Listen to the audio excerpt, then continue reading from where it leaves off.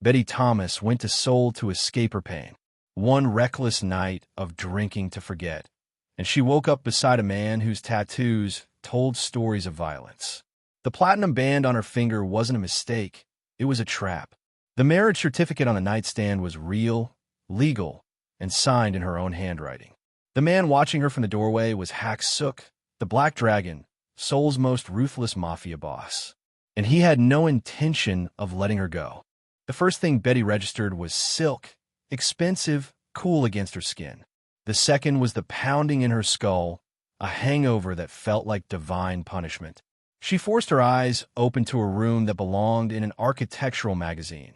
Floor-to-ceiling windows overlooking the glittering Seoul skyline, minimalist furniture in obsidian and chrome, and lighting so precise it felt calculated. Then she saw it, the heavy platinum band on her left ring finger. Betty's breath caught. She sat up too quickly, and the room spun. On the sleek nightstand lay a document with official seals and bilingual text. Her hands trembled as she reached for it. Marriage certificate, Republic of Korea. Her signature, his signature, legally binding. Good morning, Mrs. Hak. The voice was silk over steel. Betty's head snapped toward the doorway where a man stood, perfectly composed in tailored black, his neck adorned with intricate tattoos that disappeared beneath his collar. His dark eyes held hers with an intensity that made her skin prickle. Hak Seok. She remembered fragments now. His calm authority in the chaos of last night. Her own desperate words. The registrar's office that somehow stayed open at 3 a.m. This isn't real, Betty whispered, her American accent sharp in the quiet. He stepped into the room with predatory grace. It's very real. Legally filed. Already processed through immigration. You're not just married to me, Betty. You belong to the Black Dragon Syndicate now. Her finance analyst brain kicked in, calculating exits, legal loopholes, embassy protocols. But the way he watched her, patient, possessive, utterly certain, told her what she'd already begun to suspect. There was no way out he hadn't already closed. Betty's first call was to the U.S. Embassy at 9:47 a.m. She'd found her phone on the dresser, fully charged, unlocked. Another calculated message from Hak Seok that he had nothing to hide and everything to control. U.S. Citizen Services, this is Michael. My name is Betty Thomas. I need help. She paused, searching for words that didn't sound insane. I need to speak to someone about an invalid marriage contract. The line went quiet for 3 seconds too long. Ms. Thomas, let me transfer you to our legal affairs office. The whole music was Vivaldi.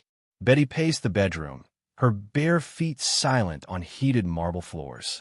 Through the windows, Seoul sprawled beneath her like a circuit board, vast and indifferent. Ms. Thomas, a woman's voice now, carefully neutral. I'm looking at your file. Your marriage was legally registered 2 days ago. All documentation appears to be in order. Both parties signed voluntarily in the presence of a registered official. I was drunk. It can't be legal if I was intoxicated. Were you coerced? Physically restrained? Betty's mind flashed to that night. Hak Seok's steady hand on her back as she stumbled, his quiet question, her own wild laugh. Why not? Why the hell not? She'd been the one who'd insisted. No, but then I'm afraid this is a Korean legal matter. We can provide you with a list of family law attorneys, but the embassy cannot intervene in valid civil contracts between consenting adults. The call ended with a hollow click of bureaucratic finality. Betty tried 3 law firms next. The first receptionist hung up the moment she mentioned Hak Seok's name. The second claimed they weren't taking new clients. The third was more direct. I'm very sorry, Ms. Thomas. The attorney's English was impeccable, his regret genuine. But representing you would be professionally inadvisable. Mr. Hak's legal team is exceptionally thorough. I wish you the best. She stood at the window, phone dead in her hand, and felt the walls close in despite the penthouse's cathedral ceiling. This wasn't just wealth. It was power so absolute it bent institutions, silenced professionals, turned her American passport into decorative paper. The door opened behind her. She didn't turn. You're finished making calls? Hak Seok's voice held no mockery, just patient certainty. Every single one of them is afraid of you. Not afraid. Respectful. There's a difference. He moved to stand beside her, close enough that she could smell his cologne, something dark and expensive. I told you last night, Betty. You asked me to take you away from everything. I did. Completely. She finally looked at him. This man who'd become her cage. Why would you even agree to this? His expression shifted, something almost vulnerable flickering across his features before the mask returned. Because when you looked at me in that registrar's office, you weren't seeing the black dragon. You were seeing someone who could make you disappear from a life that was suffocating you. He paused. I know that feeling. Hak Seok gestured to the leather sofa facing the windows. Betty remained standing, arms crossed, her defiance the only thing she had left. He sat anyway, unhurried, and pulled a crystal tumbler toward him from the side table. Whiskey neat. He didn't offer her one. The Black Dragon Syndicate controls 70% of Seoul's underground economy, he said, his tone the same one might use to discuss quarterly earnings. Shipping, real estate, information brokerage, private security. We have operations in 15 countries. Our annual revenue exceeds most mid-sized corporations. You're telling me you run an international crime syndicate. Betty's voice was flat, but her pulse hammered in her throat. I'm telling you that you're now married to the head of one. He took a slow sip, and that this marriage, however unconventional its origin, is permanent. She laughed, sharp and bitter. You can't actually believe I'm going to stay here and play Mafia wife. I believe you already made that choice. He set down the glass with deliberate precision. 2 nights ago, you walked into Basilica Club looking like you wanted to burn your old life down. You drank like you were trying to drown something. And when your ex-boyfriend's messages kept coming, you threw your phone across the bar. Betty's breath caught. She remembered that part, the 20th text from Marcus, each one a variation of "we can work this out," as if she hadn't caught him in their bed with his colleague. I was sitting 3 seats away, Hak Seok continued. You ordered another drink, looked directly at me, and said, "You look like someone who knows how to make problems disappear." The memory surfaced like something dredged from deep water. His dark eyes, the tattoos visible at his collar, the way everyone in that club had given him space. We talked for 2 hours. You told me about your perfect life in New York that felt like a museum exhibit. Your career that was impressive but empty. Your relationship that was convenient until it wasn't. His gaze never wavered. And then you asked me if I'd ever done something completely insane just to feel alive. So you married me. Her voice cracked. You proposed, he corrected. You said, and I quote, "Marry me. Right now. I want to wake up as someone completely different." He stood, closing the distance between them with measured steps. I simply took you seriously. Betty wanted to scream, to call him insane, but the truth lodged in her throat. She had said that. She'd meant it. In that moment of raw, reckless pain, she'd wanted to destroy every careful plan she'd ever made. I gave you what you asked for, Hak Seok said quietly. A life so far from Betty Thomas, finance analyst, that she might as well not exist. He reached out, his fingers brushing the platinum band on her hand. You belong to this house now. To me. The only question is whether you'll fight that reality or accept it. Betty pulled her hand away from his touch, the platinum band suddenly feeling like a shackle. You're telling me I proposed, but you haven't explained why you said yes. You don't strike me as the type who does anything without calculation. Something flickered across Hak Seok's face. Approval, maybe, at her refusal to accept his convenient narrative.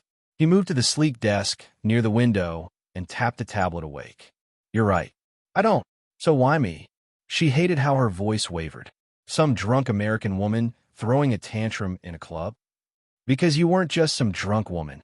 He angled the tablet toward her. You were Betty Thomas, senior financial analyst at Sterling & Cross, transferred to the Seoul office 8 months ago. You arrived with an impeccable resume and a recommendation that called you frighteningly competent. The screen showed a file, her file. Photos of her entering her apartment building, sitting alone at cafes, walking through Gangnam at night with her earbuds in. Timestamps going back months. Betty's blood turned to ice. You've been watching me. I've been aware of you. Hak Seok scrolled through the documentation with unsettling casualness. You caught my attention 3 months ago when you flagged a money laundering scheme your firm was unknowingly processing. You were thorough, relentless, and you did it entirely alone instead of forming a committee to share credit. That was my job. That was intelligence. He looked up from the screen. In isolation. You take the same route to work every day. You eat lunch at your desk. You declined every single social invitation from your colleagues. On weekends, you visit the same 3 places, a bookstore, a gallery, and that coffee shop in Itaewon where they don't try to practice English with you. Each observation landed like a violation. Betty's carefully constructed solitude, the walls she'd built to keep Seoul at a manageable distance, had all been transparent to him. You're describing stalking. I'm describing due diligence. Hak Seok closed the tablet. I noticed you because you're exactly the type of person who shouldn't be invisible. Brilliant, disciplined, strategic, yet you'd engineered your life to be completely unnoticed. That kind of intentional isolation is either wisdom or damage. And you wanted to find out which. I wanted to understand why someone with your capabilities was so determined to remain alone. He stepped closer, and Betty forced herself not to retreat. Then I saw you that night at Basilica, and I realized you weren't hiding from the world. You were waiting for permission to burn it down. Betty's throat tightened. He'd seen through her so completely it felt obscene. You still haven't answered why you married me, she managed. Hak Seok's expression shifted into something darker, more possessive.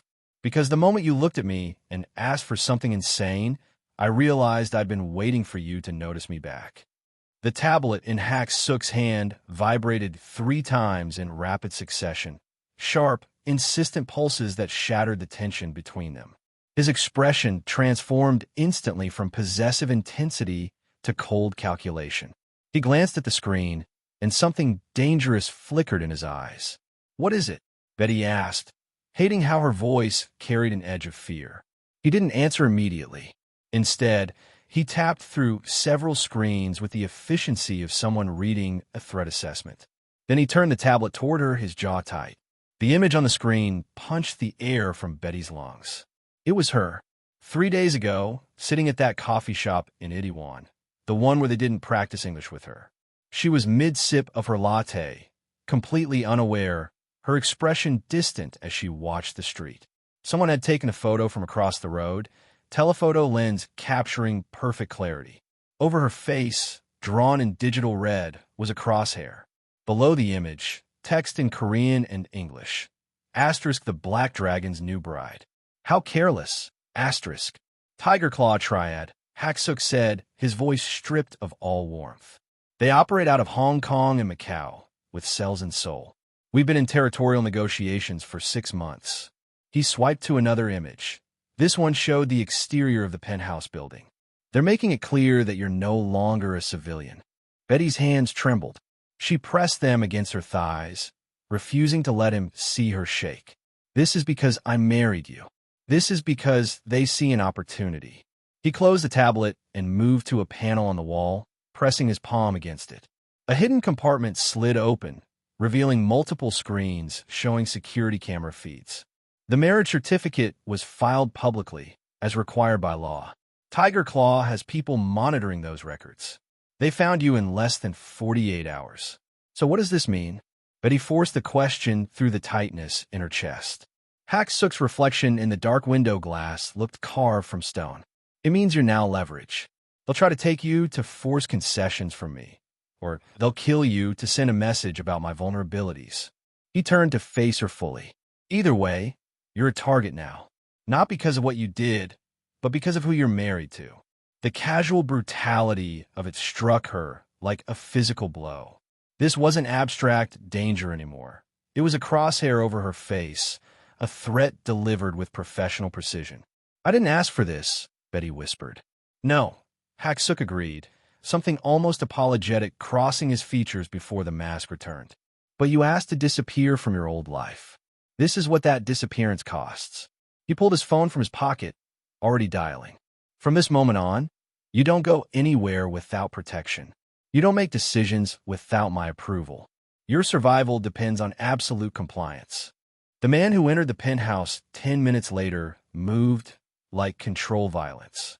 He was compact, muscular, with a scar bisecting his left eyebrow and eyes that cataloged every detail of the room in seconds before settling on Betty with professional assessment. "This is Jae-wook," Hak Seok said, his phone still pressed to his ear as he orchestrated something in rapid Korean. He ended the call. "Former ROK, Special Forces. He's handled executive protection for the syndicate for 6 years. As of now, his only assignment is you." Jae-wook gave a slight bow, his expression neutral. "Mrs. Hak." The title made Betty's skin crawl, but she managed a nod. "I don't need a babysitter. You need someone who can put 3 rounds center mass at 50 meters while extracting you from a hostile situation," Hak Seok corrected, his tone brooking no argument. "Tiger Claw doesn't make empty threats. That photograph was reconnaissance confirmation. They know where you live, what you look like, and how isolated you are." He moved to stand directly in front of her, close enough that she had to tilt her head back to maintain eye contact. "The rules are non-negotiable. You do not leave this apartment without Jae-wook. You do not answer the door, accept deliveries, or speak to anyone I haven't vetted. You do not discuss my business, my organization, or anything you see or hear in this house with anyone outside of it. So, I'm a prisoner. You're protected," he countered. "There's a difference. Not from where I'm standing." Something almost like regret flickered across his face, but it was gone before she could be certain. His phone buzzed again, a different pattern this time, urgent and insistent. He glanced at it, and his expression hardened into something lethal. "I have to go. Tiger Claw made a move on one of our shipping routes. I need to handle this personally." He turned to Jae-wook, switching to Korean for a rapid exchange that Betty couldn't follow. Jae-wook nodded once, his hand moving reflexively to check something at his hip, a weapon, she realized with a chill. Hak Seok moved toward the hallway, then stopped at the doorway to the study. "Betty, come here." She followed, hating her own compliance, and found herself in a windowless room lined with bookshelves and dominated by a massive desk. Monitors showed security feeds, documents, things she couldn't identify. "This is the panic room," Hak Seok explained, pointing to a reinforced door she hadn't noticed. "Biometric lock keyed to your fingerprint as of 20 minutes ago. If anything happens while I'm gone, Jae-wook will bring you here. The door can withstand small arms fire and won't open from the outside without both our biometrics." He pulled a tablet from the desk drawer and handed it to her. "Secure communication line. Direct to me, my second-in-command, and Jae-wook. No one else." Then he was gone, the elevator descending with a quiet hum that left Betty standing in a fortress that felt exactly like a cage. Betty spent the first hour pacing the study like a caged animal, the secure tablet clutched in her hand like a lifeline she refused to use. Jae-wook had positioned himself in the main living area, close enough to respond, far enough to give the illusion of privacy. She could see him through the glass wall, statue still, his attention divided between the security feeds and the elevator entrance. Her personal phone sat on the desk where Hak Seok had left it. He'd explicitly told her not to use it for anything except emergencies, that it was likely compromised. She'd ignored it, focusing instead on the sterile safety of the panic room, the reinforced walls, the biometric locks that made her feel more trapped than protected. The phone buzzed at 3:47 p.m. Unknown number. No caller ID. Betty's instinct screamed not to open it, but her hand moved anyway. The message loaded with agonizing slowness. First text, then an image. Asterisk, your sister looks happy in Brooklyn. Would be a shame if something happened to that nice brownstone on Bergen Street. Asterisk. The photograph showed Sarah on her front steps, keys in hand, completely unaware. The angle suggested it had been taken from across the street, recent enough that Sarah was wearing the green coat Betty had sent her for Christmas. Betty's vision tunneled. Her hand shook so violently the phone nearly slipped from her grip. Sarah, her younger sister, the only family she had left, the person she'd worked herself to exhaustion to put through college. Sarah, who knew nothing about Seoul, about Hak Seok, about the catastrophic decision Betty had made in a moment of reckless desperation.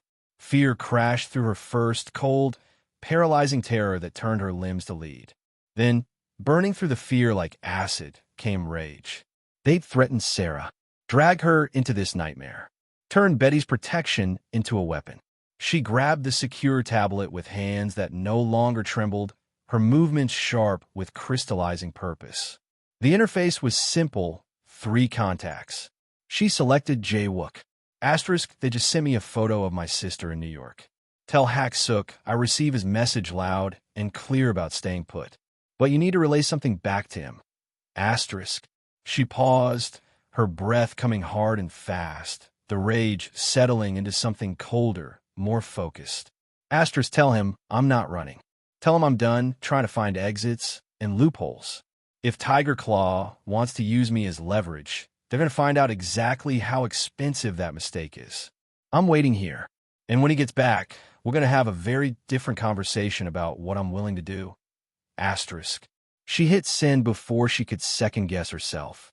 Through the glass wall, she watched Jae-wook read the message. His expression shifted, surprise, then something that might have been approval. He glanced toward the study, met her eyes, and nodded once. Betty set down the tablet and picked up her personal phone. She saved a photo of Sarah, the threat that had just transformed her from captive to combatant. They'd made this personal. Now she'd make them regret it. The elevator chimed at 11:34 p.m., the sound slicing through the silence that had stretched across the penthouse for hours. Betty was still in the study, surrounded by security feeds she'd taught herself to read. The threat against Sarah burned into her mind like a brand. Jae-wook moved immediately, his hand going to his weapon as he positioned himself between the elevator and the interior. Then his posture shifted, recognition but not relief. Get the medical kit, he barked in English, already moving toward the elevator. Betty was on her feet before conscious thought caught up, her heart hammering as she rounded the glass wall. What she saw stopped her cold. Hak Seok stumbled out of the elevator, one hand pressed against his side where blood seeped through his torn shirt, dark and wet. His face was ashen beneath the overhead lights, a cut above his eyebrow, still bleeding freely. He moved like every step cost him, his usual predatory grace replaced by barely controlled collapse. Jae-wook caught him before he fell, supporting his weight with practiced efficiency. Superficial wounds, but he's lost blood. Refused hospital. Of course he did, Betty heard herself say, her voice steadier than she felt. She moved without thinking, closing the distance to Hak Seok's other side. Get him to the couch. Together, they maneuvered him across the living room. Up close, she could smell copper and gunpowder, could see the exhaustion carved into every line of his face. He'd gone to confront Tiger Claw, and they'd made him bleed for it. Medical kit is in the primary bathroom. Hak Seok managed, his voice rough. Bottom drawer. Betty ran. She found the kit, military grade, stocked like a field hospital, and was back in under a minute. Jae-wook had already cut away Hak Seok's shirt, revealing the wound along his ribs. A deep graze, not penetrating, but vicious. I've got this, Betty said, surprising herself. You need to check the building security, make sure we weren't followed. Jae-wook hesitated, looking to Hak Seok for confirmation. Hak Seok nodded once, a minimal movement that clearly cost him. Then they were alone. Betty's hands moved with the same precision she used for financial analysis, opening packages, assessing the damage.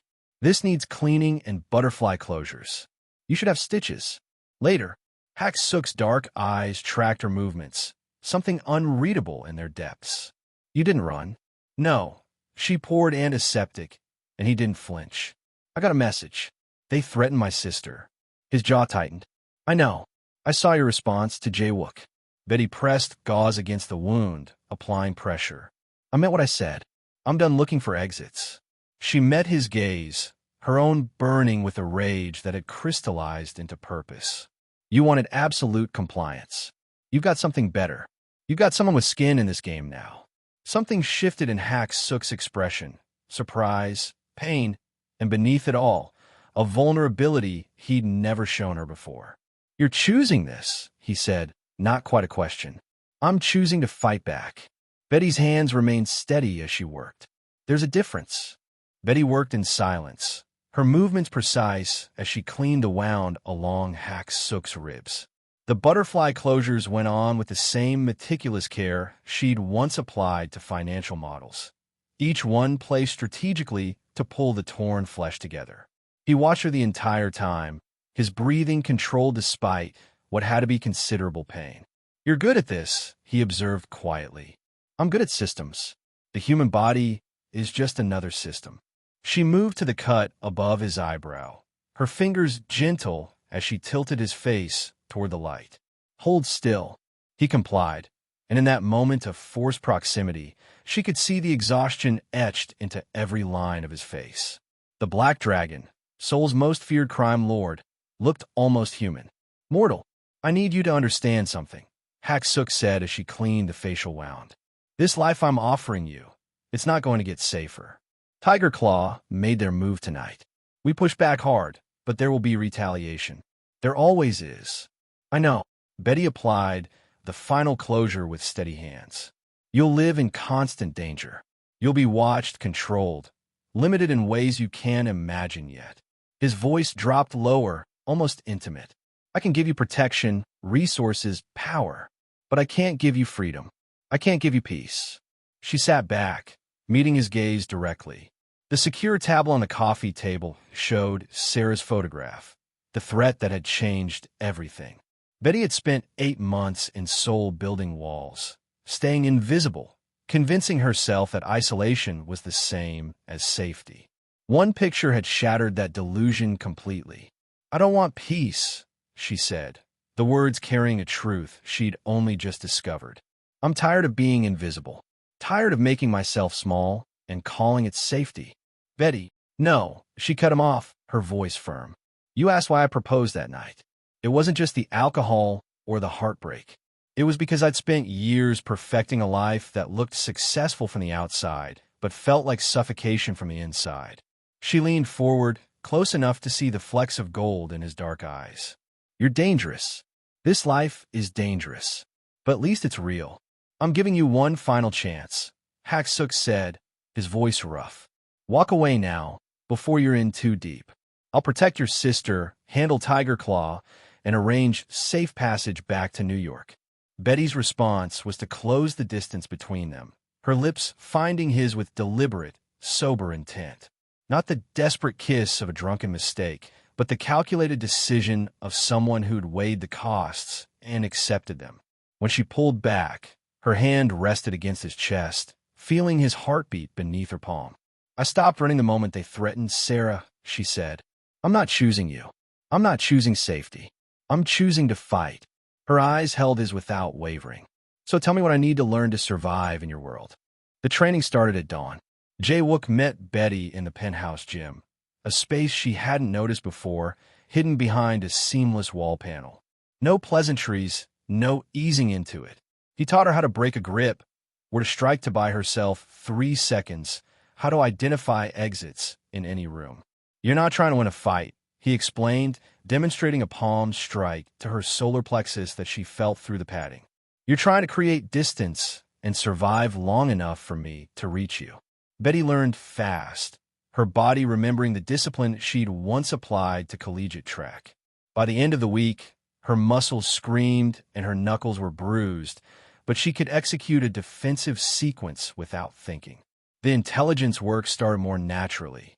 Hak Seok found her in the study on the 4th morning, reviewing security feeds with the same intensity she'd once applied to quarterly reports. "You're looking for patterns," he observed, setting down a coffee beside her. "Always." She gestured to the screen, showing shipping manifests. "These numbers are wrong. See here, the declared cargo weight doesn't match the container capacity. Someone's skimming or hiding something."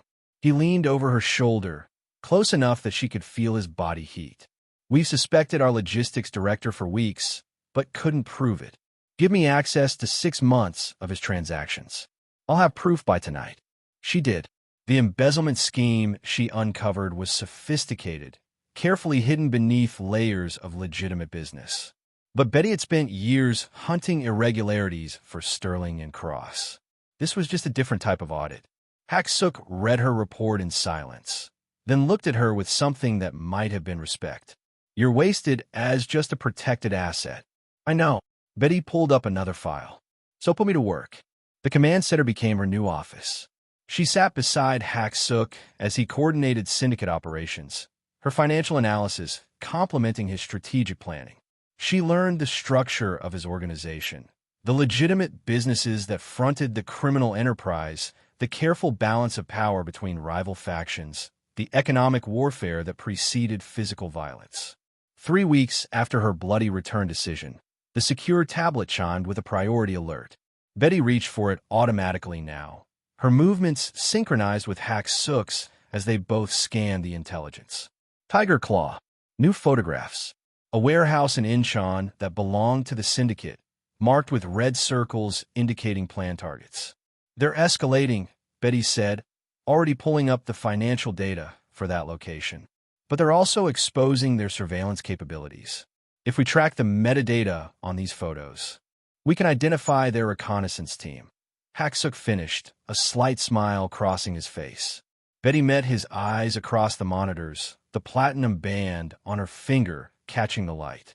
She was no longer Betty Thomas, invisible analyst. She was Mrs. Hak, and she was done hiding. Let's hunt them down. The training started at dawn.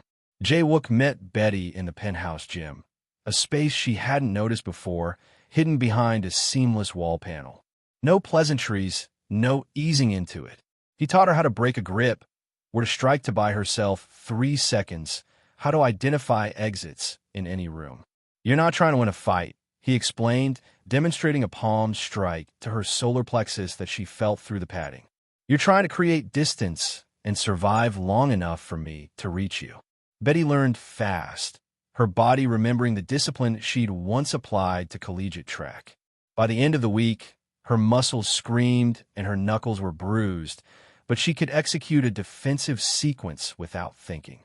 The intelligence work started more naturally. Hak Seok found her in the study on the 4th morning, reviewing security feeds with the same intensity she'd once applied to quarterly reports.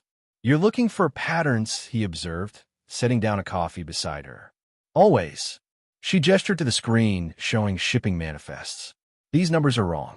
See here, the declared cargo weight doesn't match the container capacity. Someone's skimming or hiding something.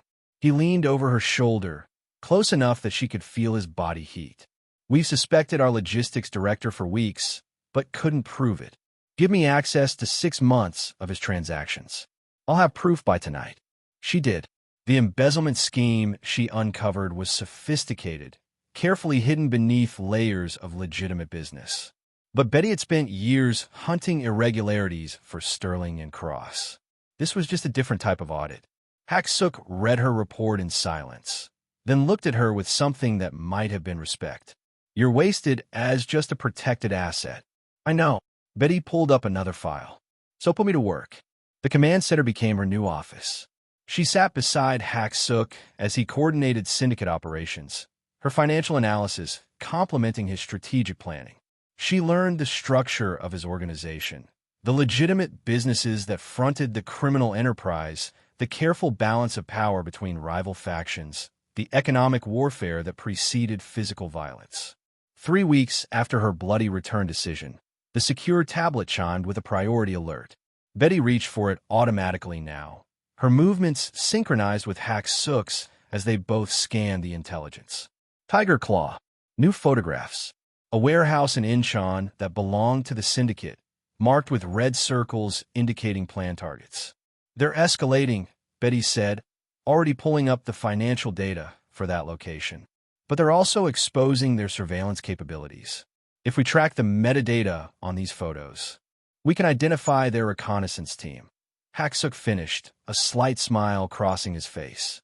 Betty met his eyes across the monitors, the platinum band on her finger catching the light. She was no longer Betty Thomas, invisible analyst.